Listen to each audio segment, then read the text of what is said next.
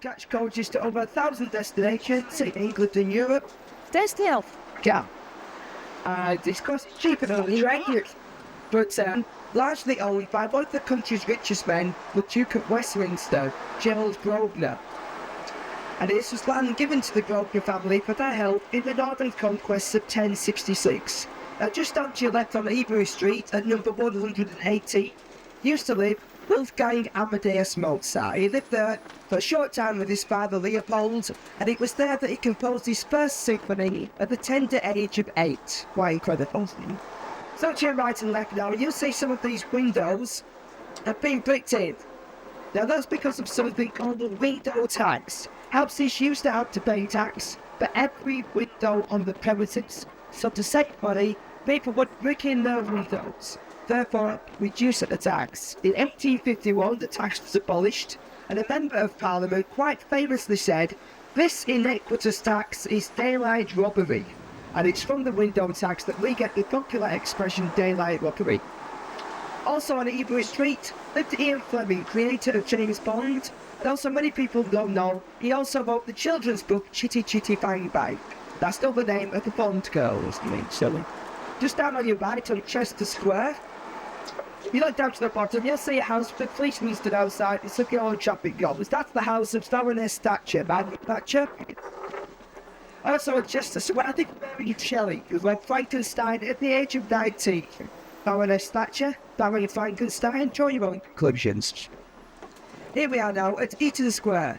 Many people here, famous people have appeared at on weekend flats. Sean Connery, Andrew Lloyd Webber, Sylvester Olivier did, as did Vivian Lee, but frankly, I don't give a damn. So, I don't you like an Eaton Place. For anyone who's seen the TV series Upstairs Downstairs, that's where all the outside locations were filmed. We're now at Belgrave Square. In the corner to your right, you'll see a statue of Christopher Columbus, the man who discovered the Americas while sailing for the planet. There's a large cream-coloured building on the left-hand corner. That's the Lanesborough Hotel, and that's actually the most expensive hotel in London. Now, it's always a bit of fun this, but let's take a few guesstimates as to how much one night in the Royal Suite at the Lanesborough would cost. Let's just turn the fun here. That's £200. Actually, you're very close. Well, I could be close, but it's a little more expensive than that. Would you believe that one night in the Royal Suite of the Lanesborough Hotel would cost you a staggering £3,500? And that's not including tax, and it doesn't even include breakfast. Breakfast is extra. However, you do get use of a Bentley, a chauffeur, a butler, a maid, and absolutely all the champagne you can drink. So if you make the most of that, you won't feel like breakfast anyway. Whereabouts, Edmonds? There's this place here on the corner with the Lanesborough Hotel. You staying there? Coming about 5 minutes. About 5 minutes, yes. This used to be St George's Hospital, that's now moved to Tooting in South London. There was once St George's Hospital that the famous doctor Sir Henry Gray wrote Gray's Anatomy. Also, on a more macabre note, the hospital morgue is now the hotel restaurant. And apparently the food's to die for. When Michael Jackson's in town, he likes to come and stay at the Lanesborough. Lakers. We're now approaching Hyde Park Corner, at the centre of which we'll see a great arch called Constitution Arch. Now, Britain doesn't have a written constitution like the American one. It's called Constitution Arch because the British one, King Charles II, used to come and tell me of the Constitutional War. Hello. If you look to the top of Constitution Arch, you'll see a great statue of the Angel of Peace descending in her quadriga. A quadriga being a 4-horned chariot. That statue is so large that when it was built, a dinner party for 8 people was held inside the belly of one of those horses. Also, the base of the statue is London's smallest police station, with just enough room for 2 policemen and 1 prisoner.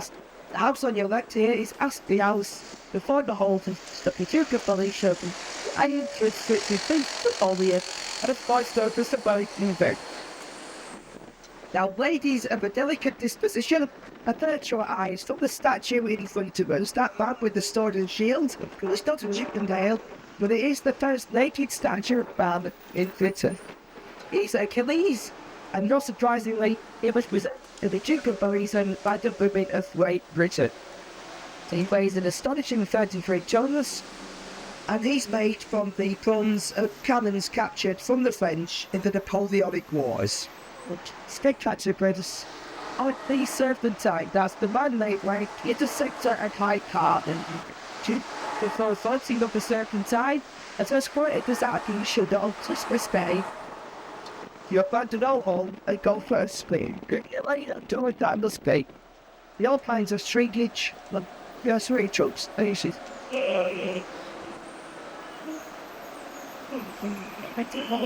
Of course, the park to our left is Hyde Park. That's London's largest for eruptions.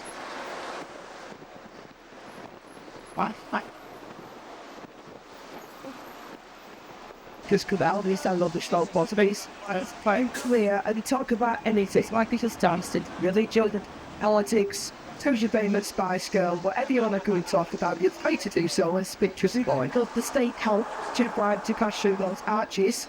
Other people say it's because Queen Victoria's hips were too wide to cross through that. Check to the country, waiting forward and third in one throw.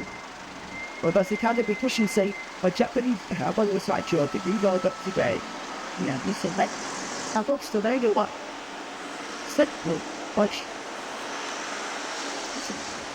That's a very nice car, Star Wars, you right?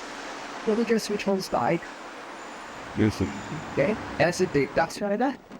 He's looking across the road to number 20. It's wartime headquarters in 1922 and 1945. British Civil Service.